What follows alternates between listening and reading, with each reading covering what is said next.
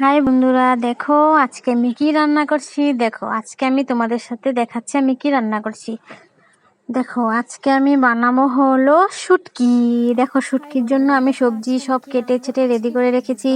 তারপর শুটকি সবজিগুলো কেটে রেখেছি। তার বানাবো ডাল সিদ্ধ করে রেখেছি, ডালটা। তারপর বিন আর আলু মানে ভাজি বানাবো। তো আমি ডালটা মানে সিদ্ধ করে রেখেছিলাম।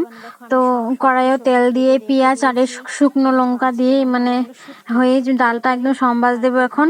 আর এখানে বিন টিন ভাজি করব, সব কেটে সেটে রেডি করে নিয়েছি। প্রায় ডালটা শুটকিটাও ধোয়া হয়নি, ধোবো। তাই এখানে ডালের জন্য দেখো বন্ধুরা, ডালটা সম্বাসও দিয়ে দিলাম। তেল আর পেঁয়াজ গরম হয়ে গেছিলো, পেঁয়াজ সম্বাস দিয়ে দিলাম। তারপর এখন ডালটা আমার ফুটছে, সুন্দর করে উতলাতে হবে ডালটা। ডালটা হয়ে গেলে আমি সুন্দর করে নামিয়ে নেব।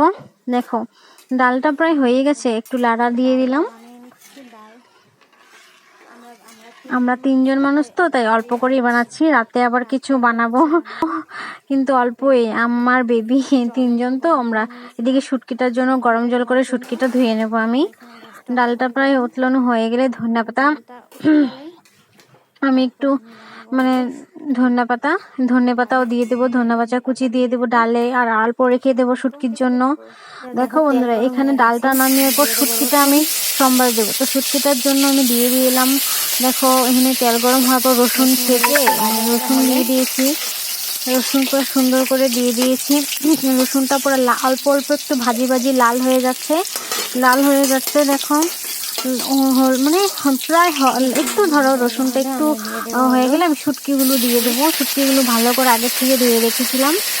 তো শুটকিগুলো আর মানে রসুনটা একটু মিক্স করে ভাজি হয়ে গেলে এই গরম তেলের মধ্যে তারপরে আমি আস্তে আস্তে করে সবজিগুলো দেবো আর কি।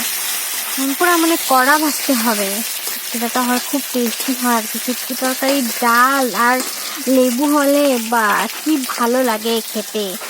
তো আমি আস্তে আস্তে সবজিগুলো দিয়ে নিচ্ছি। সবজিগুলো দেবো, অর্থাৎ হাত দিয়ে দিচ্ছিলাম তো এক হাত দিয়ে অল্প অল্প করে পাচ্ছিলাম না, তারপরে একদম ঢেলেই দিয়ে দিয়েছি।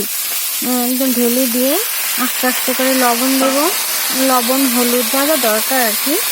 লবণ হলুদ আর পেঁয়াজ বাটা, পেঁয়াজ কাঁচামরিচ লঙ্কা বাটা দিয়ে দেবো, পেস্ট করে রেখেছিলাম। পেঁয়াজ নুন হলুদ সব দিয়ে সুন্দর করে আস্তে করে ঢেকে দেবো। আস্তে আস্তে আমি লোটা কমিয়ে দেবো, কমিয়ে দেওয়ার পর আস্তে আস্তে শুটকি তরকারি দেখো আমার হয়ে এসেছে প্রায়। শুটকি তরকারি খুব সুন্দর হয়েছে না দেখতে? কমেন্ট করে জানিও। শুটকি তরকারি হওয়ার পরে আলু ভাজিটা করে নেব।